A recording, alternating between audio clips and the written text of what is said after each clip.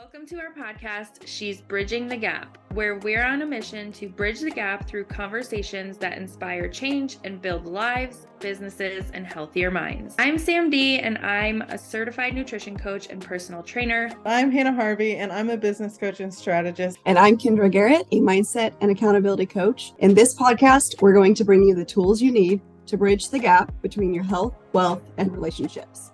Hey there, and welcome back to our podcast, She's Bridging the Gap. In today's episode, we were just sitting here thinking about what are we going to talk about in this episode, and we're realizing that if you're listening to this on the week it drops, it's either spring break or spring break is next week. So we thought we'd do a short and sweet podcast episode about how we balance working when the kiddos are at home and just all the things that go into it, because I feel like mom guilt comes into it, just needing to get something done, focus time, like all the things. So that's what we wanted to talk about in today's episode. Yes. So we actually brought this up because as we were sitting here wrapping up another episode, I had a little guy pulling at my arm telling me he wanted oranges. So I had to peel some oranges. So we have an orange peel. We have a bag of Fruity Pebbles on our desk because he wanted some of those. We've got all the things to be a mom at work. Yeah. And that's a great example of a tip to do, which I know if my son is at home with me whenever I am about to get on a meeting, first off, I work with people who don't care if my son shows up because that's just part of motherhood. And they generally, like, their kids can sometimes pop up as well.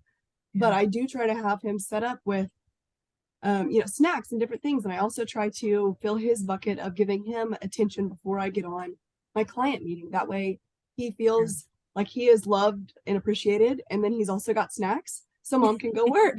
So that's a great tip right there that you're literally living out of. Here's the snacks while we're doing it. But we obviously don't care because that is what we were here for, to figure out how to be business owners and mothers. Exactly. And bringing up the clients, like I always, whenever I have like a discovery call or a strategy call, whatever it is, I actually make it a point to have my youngest son is home with me all the time. And so I make it a point to have him just pop in because I'm like, my son is here all the time. And if you're not okay with that, then we're not a good fit to work together. Exactly. First off, just another tip too, if you are, like for me, I know Tuesdays and Thursdays are my main working days because Jameson is at a Kids Day Out program. Well, obviously during spring break, those days he's at home with me now, which is awesome. But I still have most of my client work and meetings on those days. So if you need to, like if something is on your schedule that has to stick that week that cannot be moved, try to see if you can swap days with maybe another mother with children that also needs a free day. Maybe they can watch all the kids on Tuesday and then you can watch them all on Thursday. Find someone that you can maybe work with your schedule, or if you need a babysitter, maybe you just find a babysitter for one day that week so you have at least one day during the week to get everything done that you need to do while freeing up the rest of your schedule to give more attention. And that is what, at least for me, I know whenever my son's on break, I want to also be on break and spend that quality time with him. So I don't want as much work during that week because I want to go on hikes and scavenger hunts and all the different things and play outside. Hopefully if it's nice weather, like all of those things. So try to find activities that you guys can do together. And again, this goes back, I think, to filling their bucket of feeling loved and appreciated to make sure they're getting the attention that they crave. So you can also do what you need to do whenever you have an unmovable task that needs to be completed. Yeah.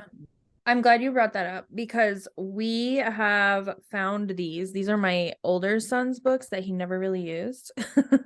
And my youngest son has been loving doing them on his own, but then there's stuff in there too for us to do together. So like you said, fill up their bucket. So we did a whole bunch of it this morning before I started actually working, and we got to spend time together and work through this. And he'll also ask to work on these, when I'm working so that he has something to do.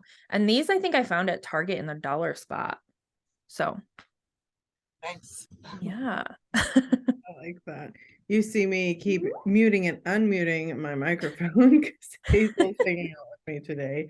And something that I do to like keep her busy while I'm on calls is, goodness, you can... Hazel. I have a chicken catalog on my desk and she's looking at it because you guys know I want to have a homestead and a garden. So there's a chicken catalog on my She wants desk. it too. She wants a chicken too. Yeah. Good grief, girl. But is of course getting a snack ready for her before I go into my call. And then being able, like having a tablet or something that she can watch to keep her attention, because she's really little. Like how do you can even hear me over her? Yeah. Okay. She's 2.5, so she's doesn't necessarily like her attention span is very, very small.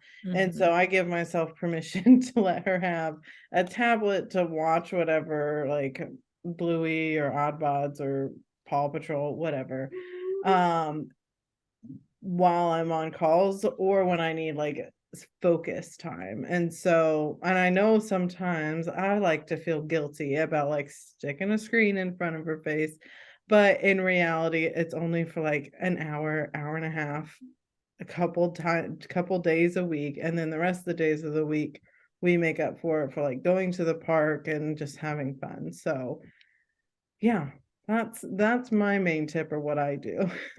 I think that's a great point to touch on too, of because I felt that same way of, oh man, my son's watching another movie, or like he just got a tablet for his birthday, and like how much time do you let him spend on it?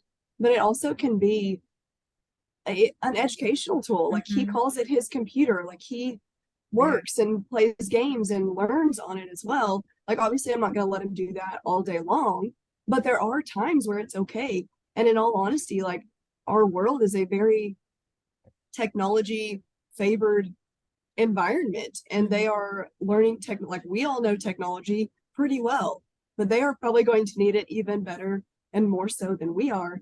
So I don't think that it's something that we should feel guilty of, because there is learning out of that as well whenever they have it for those bits and pieces, but so is getting out on nature walks and things like that. So I think that's a great balance to be able to bring all of it together to make sure all of those buckets are being filled. Yeah, absolutely. And I think like a lot of times you hear so many people preach about the screen time, and screen time isn't good for them. But like you said, our world today, just today, is so technology based that the things that they're going to have to know when they're older, it's going to be like something you don't even think about when they're our age. It's not going to be like it's not even going to be called screen time. I don't think they're going to be like, oh yeah, that's just life. Yeah, it's just part of it, and they learned it at an age where they probably won't even remember that they even learned it. Right. For some of our children.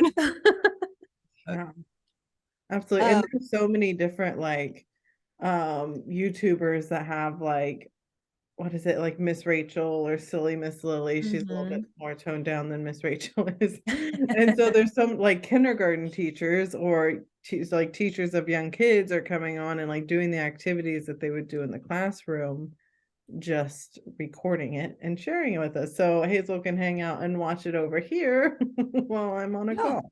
Yeah.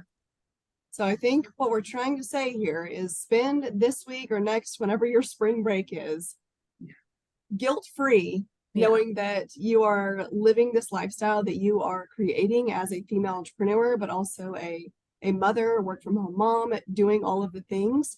Make sure you make time for yourself to fill your bucket up as well, and try to free up your schedule as much as possible so you can enjoy a spring break with your kids at home as well. And if your kids are home with you all the time, mine's really little, just he's still at home, then make sure you give yourself that permission to fill your cup up every week and not just on a special occasion, because you deserve it.